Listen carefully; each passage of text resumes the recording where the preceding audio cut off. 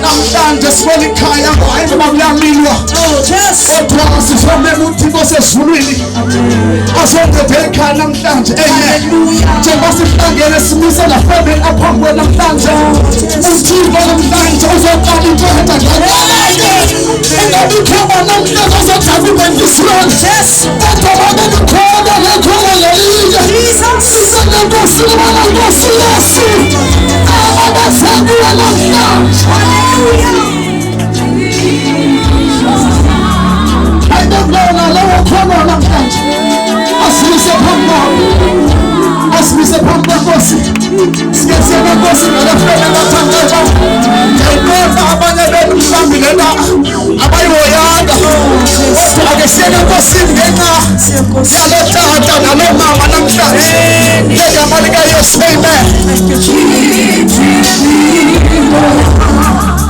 Jesu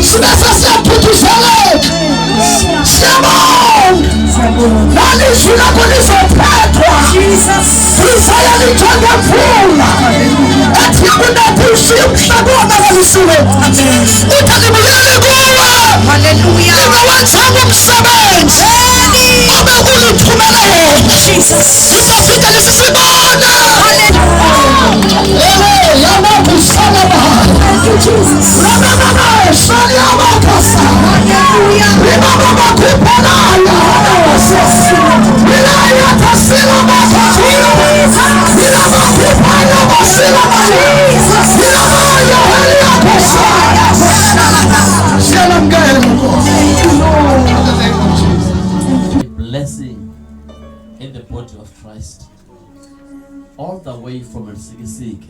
You can imagine indoba uncedwayo nguThixo indoda etshatileyo ine family yayo ndicela ke siphakame sonke honoring imba eze ngaphandle komkhonto wenkosi utata uKhengana sithele kuwe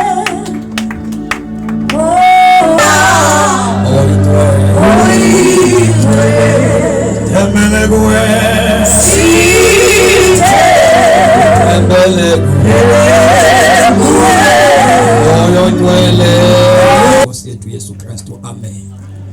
Ngokukodwa umfundisi okhokhele abantwana obabili abefundisi abakulisa ngegama lenkosi Yesu amen. Licela siyesu lenkosi bathandekayo okungalibazisi incwadi yabase-Efese chapter 5 verse 21 no 22 sime ku-25 sibese siyofunda u-32 yedwa sizothandaza. Ndizalwa kule ndawo yaseLusikisiki njengoba sengichaziwe singamasukude isibongo oXingana. Ngitshatile inkosikazi yami kuMamiya sesineshumi enesixhenxe sihlala sobabili. Ngachata ngo-2008 ngasindiswa ngo-1994. Now lo mfa otshatayo andimazi into yoba unomtshato namhlanje. Andizohlala singamngcwabo ngomso ekhaya. Zawufunda nje lamazwi unkosikazi anifundele lencwadi. Verse number 21. Siyabonga kakhulu ngotata umfundisi ophethe abantwana. Imfundiso ayibeke kule ndawo. Mawusindisiwe uba nobudlelwane noThixo uKristu. Awuqali kuba nobudlelwane kuba sawuthathile. Aqalise ukuba nobudlelwane noKristu. Ngoba umtshado udimanda ubudlelwane bomuntu noKristu. Ngeke lokhanyo badla ngokukhubeka abantu xa ndisithi mawusindisiwe lehlazo ukudivorce kwakho. Awumelanga ukudivorce umfazi usindisiwe, because ngeke umdivorce umfazi une good relationship noKristu. Noba ngaba into engathi into eyamkelekayo kodwa into elicekela phansi ivangeli likaKristu. Umtshado ufana nedrama nebali elidlalwa ngabantu ababini. Elo bali lingoKristu nebandla. Uma uzongena kuwo funeka uqale ube ne relationship noKristu. Ngicela nkosikazi wafundela amazwi phambi kokuba imizuzwana embalwa ndehle kule ndawo. Verse number 21, chapter 5, incwadi yabase-Efese. Thobelanani niqhutywa kukuba noKristu nimthobele. Nina makhosikazi bathobeleni ngokuzinikela abayeni benu. Kanye ngale ndlela niyithobela ngayo inkosi. Kaloku indoda inhloko yomfazi. Kanye njengokuba noKristu inhloko yebandla. Basithobe inhloko zethu unkosikazi thandazela izwi. Liphilile ilizwi lakho. Lifundiwe mina enkulu nje. Simi kule nkundla. Glory to Jesus. Oh Nkosi asekuthandabuzi ukho kule ndawo. Thetha nathi ke ngelizwi lakho. Mawungasigogolezeli into. Mawungasifihleli into. Sihlangabeze ngalo. Siphuthume ngalo. Phuthuma ngalo Nkosi. Phuthuma ngalo izwi lakho. Phuthuma ngalo. Ngezwi lakho kuphela. Ngezwi lakho lodwa. Ngezwi lakho. Sihlangabeze. Take over. Thank you Lord. Ebatha somkhonzo wakho menza umbhobho walo ngoKristu Yesu. Ngoba yena uyisiphephelo sami. Lapho Uphila wangona uhlezi akwasokulele kaNkulunkulu siyabo ngoba yena uyisiphephelo sami. lapho kuphila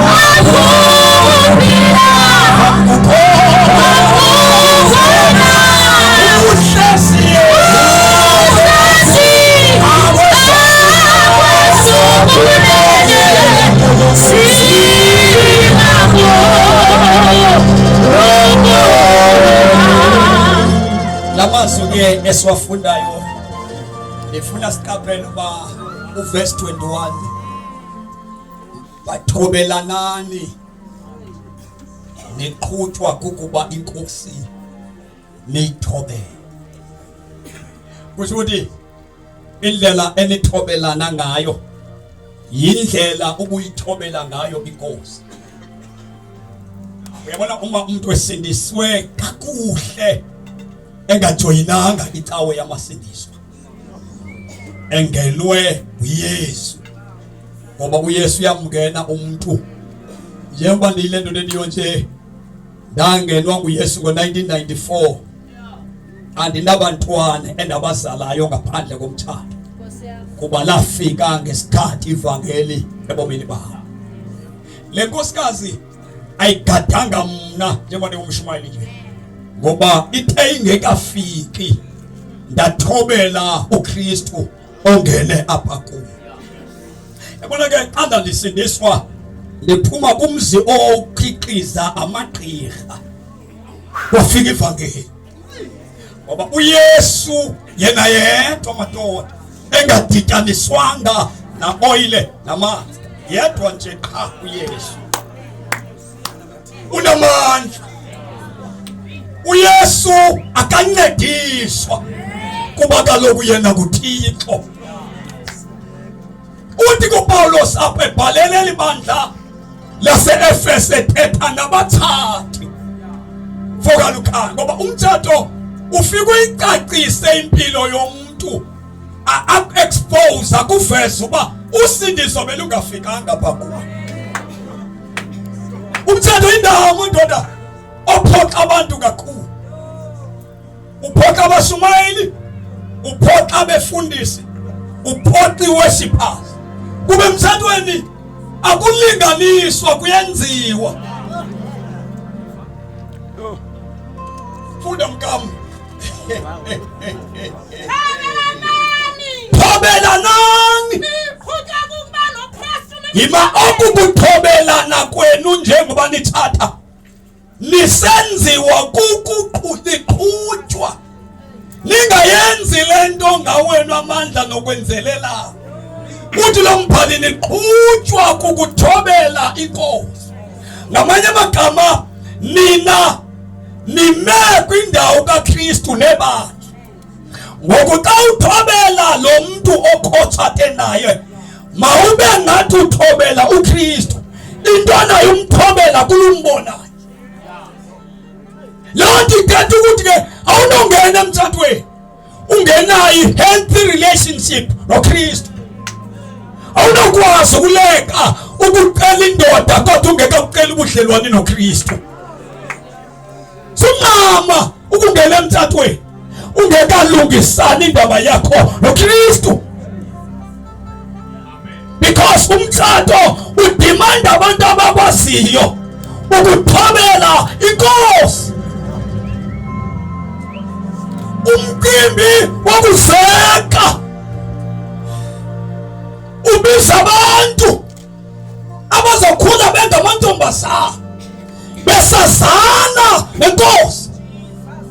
Umcimbi wokuzeka ubiza abafana abazana nenkosi bakwazi ukuzigcina beqhutshwa kukoyika inkosi, kuba ngeke unqandwe ngumfazi. Awukhule ungulewu kwawena, umfazi akakwazi uyibamba indoda engulewu.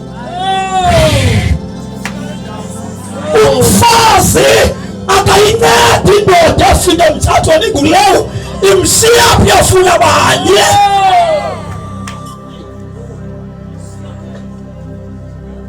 Ubanjwa ungumfana, ubanjwe uyintombazana, uziphathe kakuhle, uqhutshwa kukuthobela uKristu. Uthi kuPawulos ebhala, thobelelani ke nani niqhutshwa kukuba nithobela inkosi. Uzawuyazelaphi lona xa ungazange ungenwe? Uyabona kukho amadoda athesezeka abafazi anabantwana abazeleyo ngaphandle. Aba bantwana zise-Aram ezingakwazi ukwenzelwa nto.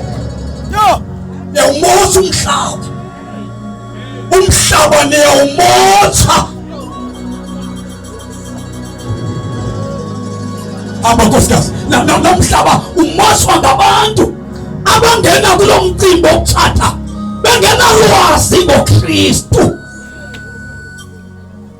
Iqhutshwa ukwazi inkosi. Na ndiyakugarantisa le 17 years 18 years ndayigqiba ngoMeyi.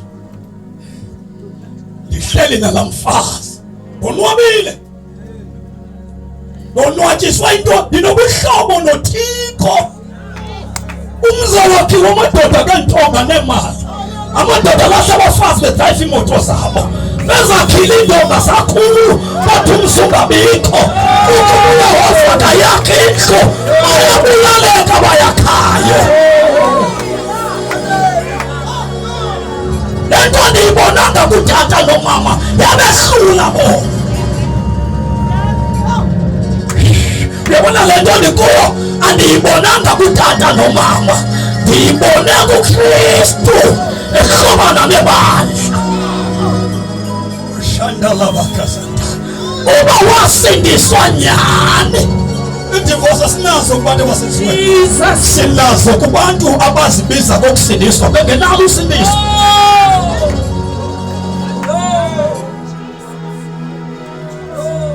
Verse number 22. Abankosikazi. Thobelanani. Niqhutywa kukuba noKristu nimthobe. Ukuba ngaba lamazwi athetha leli xeko lukanyo athi nibahle kwakhiwa, so ingakufuni le ntokazi. Ubumane ungalali apha, ungazi ulala apha, ungathembekanga awuzukwenziwa ngulo mntwana ukuze ungalali apha. Yinto ubuvela uyenza ungekathathi. Ngoba izimbo ubunazo ungumfana zivela ngosowuthathile. Izimbo zokholwa kwakho, uyabona le nto ufike kuyo iza kudisa uba uyokhanya ukholwe kahle na, noba uyokhanya ube-fake i-salvation. This thing i-expose abantu kakhulu. Kristu yiba nobuhlobo noKristu. Suleka ukuthatha ungenabuhlobo noKristu. Zakhele ubuhlobo noKristu. Nabamama bahlala apha nabayeni babahlala apha abawazi umthatho. Yona nto kuyokuthatha uyo mthathweni kuthiwa mntana munzima umthatho. Umthatho is not difficult. Umthatho unzima xa unyawo lwakho lungene ngaphandle. Abukho ubomi ongabuphila obubini umnye wena. Umthatho ufuna i-commitment. Funda nkosikazi.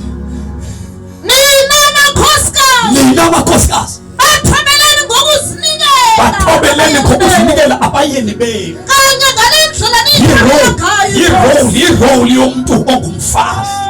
Kuthiwa xa ithobela umyeni wakhe makamthobele kanye ngale ndlela athobela ngayo inkosi. Makabonise ukuthobela inkosi yakhe kulo myeni obekwe phambi kwakhe. Ungamazi uKristu uzosayaphi indaba yokuthobela umyeni wakho ngendlela uKristu omthobela ngayo. It is a must into before uapplyela ungena emthathweni, applyela ukumanyana noKristu, because if uKristu akekho awukho umsomayo uThixo akekho phakathi. Kristu nimthobele umyeni wakho ngale ndlela othobele ngayo uKristu. Kaloku indoda inhloko yomfazi. Ewe. Kanye njengokuba noKristu inhloko yebandla. Yes. Kanye noKristu kwangumhlanguli wayo ibandla. Inhloko yebandla. Kristu wakhe. inhloko yebandla. Indoda ibukela uKristu. uKristu uliphethe njani ibandla lakhe. So funeke ungene kuKristu. Number 2, funeka ulazi ibandla. Abantu abangena emhlabeni funeke babe sebandleni, balazi ibandla. Yes. Simihla nzima ke namhlanje uba ibandleli lingahlonipheki. Funeka ulazi ibandla. ibandla ubungalihloniphi uzoyibukela phi ubuKristu wenza njani ebandleni lakhe because awubelongi nawo. Yes, sikutathela inzima namhlanje lapho ibandla elingasahloniphekanga. Umthetho uyakudimanda lazi ibandla, belonga ebandleni, respecta ibandla. Kuba njengoba ubukela nje ukhonza, ubukela indlela ibandla ahlala ngalo uKristu, then uzofela ke ngoapha into yokuba wena ibandla ubungalazi. Understand us, verse 25 Nkosikazi. Nina madoda bathandeni abafazi benu enye ngalendlela lithanda ngayo uKristu ibandla. Utomdala lukanya thanda ibandla, hayi ngendlela umfundisi athanda ngayo inkosikazi yakhe. Thanda umkakho, kodwa thanda umkakho ngendlela. That means uKristu yi-role model yamadoda angena emthathweni. Ubukelwa uKristu indoda ifanele uhlala njani nomkhayo. Umthatho sethathile uKristu ethatha nebandla, kodwa amadoda makathanda abafazi ngalendlela uKristu athanda ngalo ibandla. So i-relationship yakho xa unayo yiba ne-good relationship necawe le okhonza kuyo, lazi ibandla, sule-undermina ibandla. Kuba uKristu lo oyi-role model yakho akalibekeli phansi ibandla, uzom-undermine umkakho xa ungalazi ibandla. Kristu uyi-role model yamadoda, sibukela kuye. Bangafeyili otata kodwa uKristu akafeyili, bangafeyili abefundisi kodwa uKristu akafeyili. Emadoda bangafeyili ogogo nomama behluleka imithathu, but Christ akalifeyilanga ibandla. That is why kungathombwa ngamntu, akuthiwa masifuze, akuthiwa masifuze umongameli, kuthiwa masijonge kuKristu. Lento ithetha ukuthi usamncinane. Uma amantombazane bebukela kuKristu ngekho esalele ekhaya, because uKristu bezoyigcina ngcwele. Uma abafana bebukela kuKristu bebangekho abafana bazalisa abantwana abangedlwayo. Ube-role model yamadoda onke uKristu. Kristu, uKristu. Hallelujah. Amen. uKristu wehlula abathakathi. uKristu unamandla ukuvuseleza abavuswayo. Christ, balibonge igama lenkosi.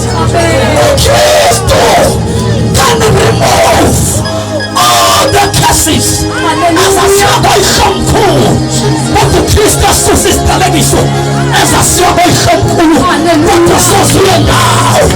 Imithathu ibikadikhawuka nakuhlangana noKristu. Oh yes, Lord. Uyi-role model. Amen.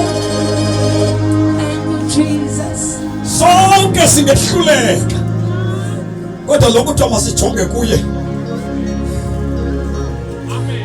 akayikwehluleka. Kuthiwa ke ndoda xa umthanda umkakho, thande ngale ndlela uKristu athande ngayo ibandla. You are the member of the church. Unamaphutha, uKristu akakulahli, akakujongeli phansi, ukuhola ngothando. Umthanda sumthanda njengosibani bakho, mthande kanye ngendlela uKristu. uKristu walithanda ibandla. ithi ngevesi wanikela ngobomi bakhe ngenxa yebandla.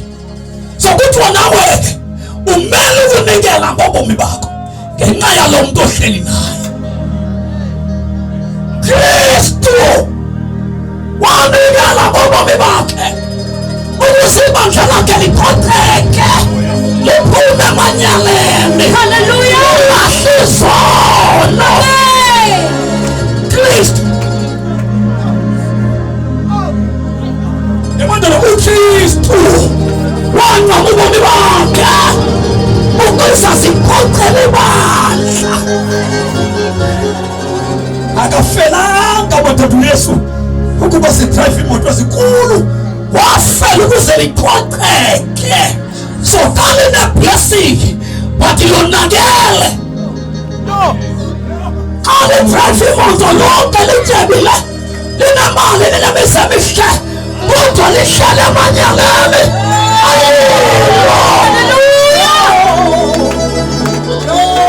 Wafela ibandla ukuze siqoqele lona. Lonke ukuthi madoda abafazi benu badinga nina nibafele.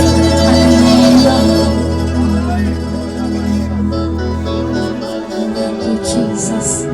Ukukwimizi ekhula uKristu engeyonto kuloo mizi. Lusizi ukukhulela abazali abazitawe kodwa uYesu engamazi.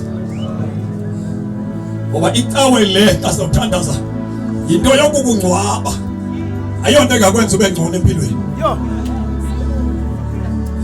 Ngikulokuxazela itawe ikusemgodini apha kusakhona, kodwa uKristu kusa ezulwini apha kusakhona. Itawe okhonza kuyo iza kukusa emgodini mntaka baba, kodwa uKristu ukusa phambi koyise. Hallelujah. Jesus. Udike umthande mfoka bawo kanye ngendlela uKristu athande ngalibandla. Abankosikazi ufunda uyigqibe sifuna verse number 32 standards. Mina madoda bathandene abafazi benu kanye ngalendlela athanda ngayo uKristu ibandla. Wazonikela ngobomi bakhe. Subuya umva kwi-relationship yakho noKristu. Uyabona nayo inkinga abiqala khona ukuze abantu behlukane nabathandi balwe ukuphuncuka kula relationship. Uke walahla uKristu, wehlukana noKristu, wathanda umkakho, wangayihoyi le relationship emenze nahlangana nomkakho. Wayibukela phansi relationship yakho noKristu, wa-undermine le relationship. Ekwenze namhlanje mfoka bawo kwadwala abatata nabamama beze apha bezeke xa bukhona. Uthi xa ufike emtshatweni udakwe ngumtshato, ukhohlwe nge-relationship yenu noKristu. Iphela kuxakeka le relationship yakho nalo muntu bukade umthanda. Ayilast imitshato abantu abangasenaye uKristu. Iphela endleleni imitshato yabantu asebehlukene noKristu. Siyathandaza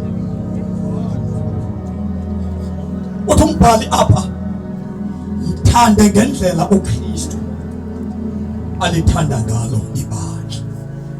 Funda ukuthanda uKristu uzakwazi ukufunda ukuthanda umuntu otshate naye. Siyathandaza.